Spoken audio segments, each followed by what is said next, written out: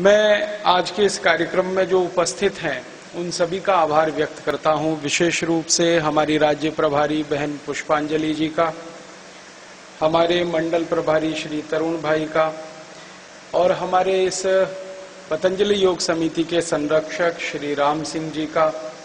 विशेष आभार व्यक्त करता हूं श्री विवेक नारायण जी का जो यहाँ के महापौर हैं, श्री राधारमन दास जी का विशेष आभारी हूँ, आरपी शर्मा, राजेश भाई, राजीव भाई, सुश्री पार्थसारथी बहन, श्री राम प्रकाश जी और श्रीमती सुमन अग्रवाल, सबका आभार व्यक्त करता हूं जिन्होंने इस कार्यक्रम के आयोजन संयोजन में भूमिका निभाई है और मुझे आपके सामने प्रस्तुत होने का मौका दिया है। इसके अलावा भी जिनका नाम नहीं ले पाया, ऐसे सभी कार्यकर्ता, भारत स्वाभिमान के पदाधिकारी, पतंजलि पीठ के पदाधिकारी जिन्होंने इस आयोजन में आपके नगर में आया हूं, मुझे बहुत आनंद की अनुभूति है और आनंद की अनुभूति का सबसे बड़ा कारण ये है कि हमारे देश के जो आज़ादी की लड़ाई के प्रथम पंक्ति के शहीदों में जिनकी गिनती होती है, महारानी झांसी लक्ष्मीबाई, उनकी कर्म भूमि पर मैं आया हूं, इसका मुझे बहुत आनंद है। और आते ही मुझे एक सुखद समाचार आपके महापौर जी का मिला कि यहाँ एक ज्योति जलाने का काम पिछले वर्ष से शुरू हुआ है उनकी समाधि पर। हमारे प्रथम स्वाधीनता संग्राम के 150 वर्ष पूरे हुए पिछले साल, उस निमित्त से यहाँ पर ज्योति जलाने का काम, जो अखंड ज्योति है वो प्रज्वलित करने का काम हुआ है। ये बहुत आनंद और सुख की बात है। इस देश के शहीदों की जहाँ समाधियां हैं वहाँ पर सभी जगह ऐसा होना ही चाहिए। ये तो एक सामान्य सी बात है, लेकिन हम आज़ादी के 62 साल के बाद कुछ शहीदों को याद कर पाएं और ये काम कर पाएं तो ये हम अपने ही पाप को कुछ कम करेंगे, ऐसा मुझे लगता है। ये तो काम 1947 में ही होना चाहिए, आज़ादी मिलते ही ये काम होना चाहिए, क्योंकि जिन्होंने आज़ादी दिलाई है अगर उनके प्रति हम सम्मान नहीं कर सकते, कृतज्ञता ज्ञापित नहीं कर सकते, तो हमसे ज़्यादा कृतज्ञ और कौन हो सकता है। तो ये आनंद का समाचार मुझे मिला, इसके लिए मैं महापौर जी को बधाई देता हूँ, उनकी पूरी टीम को बधाई देता हूँ जिन्होंने ये काम करने में सक्रिय सहयोग दिया होगा। भारत स्वाभिमान नाम का एक अभियान शुरू हुआ है पिछले जनवरी 5 से 2009 में। ये अभियान संपूर्ण भारत देश में शुरू हुआ है। परम पूजनीय स्वामी रामदेव जी इसके अध्यक्ष हैं, आचार्य बालकृष्ण जी इसके महामंत्री हैं, मुझे परम पूजनीय स्वामी जी ने राष्ट्रीय सचिव की जिम्मेदारी दे रखी है। इसके अलावा इस अभियान में 680 जिलों के जिला प्रभारी हैं, 31 राज्यों के राज्य प्रभारी हैं और सारे देश में करीब 2,40,000 योग शिक्षक हैं जो इस अभियान के साथ तन मन धन से लगे हुए हैं। हमारी ऐसी कोशिश है कि जनवरी 2010 तक इस अभियान में लगभग 11 लाख लोग पूरे देश में सक्रिय सहभागी हो जाएंगे और अगले वर्ष से परम पूजनीय स्वामी जी खुद एक एक जिले के प्रवास पर निकलने की तैयारी में है। तो हमारा अनुमान है कि स्वामी जी का जो जिलों का प्रवास होगा और अगर वो 2 साल चल गया तो सारे देश के करीब 5 करोड़ लोग इस अभियान से प्रत्यक्ष रूप से जुड़ जाएंगे। उसके बाद हम कुछ काम करना चाहते हैं।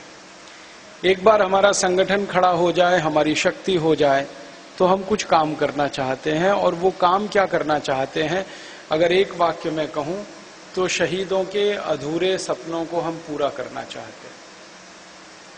इसी के लिए हमने ये भारत स्वाभिमान अभियान बनाया है। हमारे देश के क्रांतिवीरों के, हमारे देश के शहीदों के, हमारे देश के महापुरुषों के जो सपने हैं भारत के बारे में, ऐसा भारत होना चाहिए, ऐसा भारत होना चाहिए, वही हम पूरा करना चाहते हैं। होना तो ये चाहिए था कि ये सारे सपने, सारे आदर्श जो क्रांतिकारियों ने देखे, शहीदों ने देखे, वो आज़ादी मिलते ही पूरे होते, लेकिन नहीं हो पाए हैं। उसके कुछ गंभीर कारण हैं। उन कारणों की जांच पड़ताल करके उनका कोई समाधान निकालने के प्रयास में हम सब लोग हैं। मुझे ये कहते हुए बहुत अफसोस है, बहुत दुख है कि हमारे देश की आज़ादी बहुत कीमती है, बहुत मूल्यवान है। हमारी आज़ादी का मूल्य, हमारी आज़ादी की कीमत अगर आप जानना चाहें तो 2-3 जानकारियों से आप उसको अंदाज़ा लगा सकते हैं। पहली जानकारी ये कि महारानी झांसी लक्ष्मीबाई का जो बलिदान हुआ, भगत सिंह, ऊधम सिंह, चंद्रशेखर जैसे क्रांतिकारियों के जो बलिदान हुए, नाना साहब पेशवा, तात्या टोपे के जो बलिदान हुए, ऐसे बलिदान हमारे देश में 7,32,780 हुए। 1-2 बलिदान के बाद आज़ादी नहीं आई। अंग्रेजी सरकार के जो रिकॉर्ड्स हैं, अंग्रेजी सरकार के जो दस्तावेज हैं और जो दस्तावेज ब्रिटिश पार्लियामेंट में रखे हुए हैं, जो अभी तक भारत भी नहीं लाए गए हैं, क्योंकि भारत सरकार को उसमें कोई रुचि नहीं है लाने में, कोई रस नहीं है। मुझे तो ये भी कहते हुए बहुत अफसोस होता है कि भारत के जिन क्रांतिकारियों को लंदन में फांसी दी गई थी, उनके डेथ सर्टिफिकेट और डेथ वारंट अभी तक भारत नहीं पहुंचे। आजादी के 62 साल में 63वां साल शुरू हो चुका है। जिन शहीदों को लंदन में फांसी दी गई, ऐसे बहुत शहीद हैं। लंदन की जेलों में उनके डेथ वारंट पड़े हुए हैं, डेथ सर्टिफिकेट पड़े हुए हैं। कई शहीदों की अस्थियां वहां जेलों में रखी हुई हैं, वो अभी तक हमारे देश में नहीं आई हैं। ये हमारे देश के आजादी के बाद के जो नेता हैं, शासक हैं, उनका असली परिचय देने के लिए काफी है कि वो कैसे व्यक्ति। तो जो काम शहीदों के आजादी के सपने के साथ जुड़ा हुआ है, वो काम अधूरा है, वो हमें पूरा करना है। इसी के लिए भारत स्वाभिमान अभियान बना है। हमारे शहीदों की जो शहादत है, मैंने बताया 7,32,780 क्रांतिकारी इस देश की आजादी के लिए अंग्रेजों की गोलियों के शिकार हुए या फांसी पे चढ़ा दिए गए। ये संख्या उन क्रांतिकारियों की है।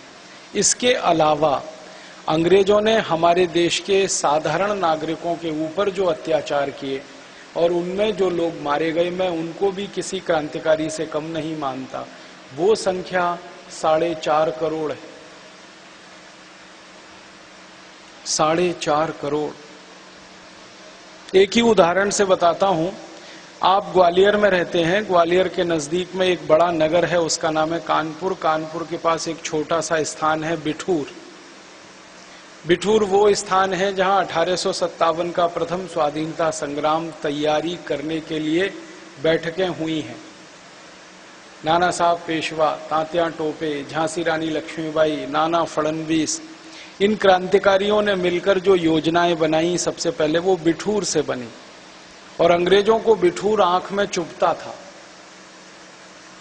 तो अंग्रेजों ने उस बिठूर के ऊपर क्या अत्याचार किए, उसकी एक ही बानगी देता हूं कि कुछ अंग्रेज अधिकारियों ने बिठूर पर हमला किया था। यह 1857 के बाद की घटना है। उस समय बिठूर में 24,000 लोग रहते थे। 24,000 लोगों को अंग्रेजों ने मौत के घाट उतार दिया। 3 महीने के बच्चे से लेकर 90 साल के बुजुर्ग, किसी को नहीं छोड़ा था अंग्रेजों।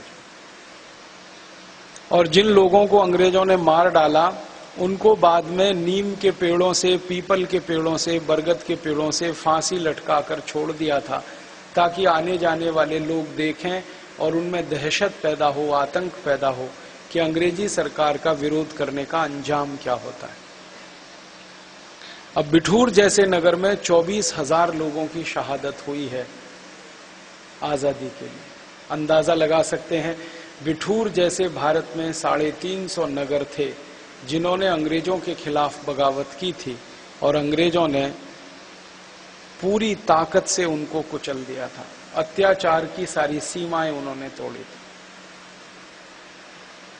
तो लगभग 4.5 करोड़ भारतवासी इस तरह से अंग्रेजों के अत्याचार का शिकार होकर शहीद हुए।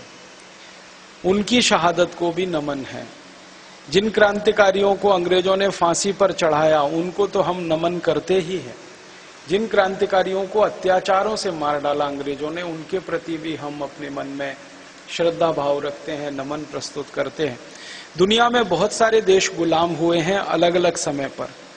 अफ्रीका गुलाम हुआ अंग्रेजों का 450 साल के लिए। अफ्रीका में एक छोटा सा देश है, वो अल्जीरिया गुलाम हुआ फ्रांस का।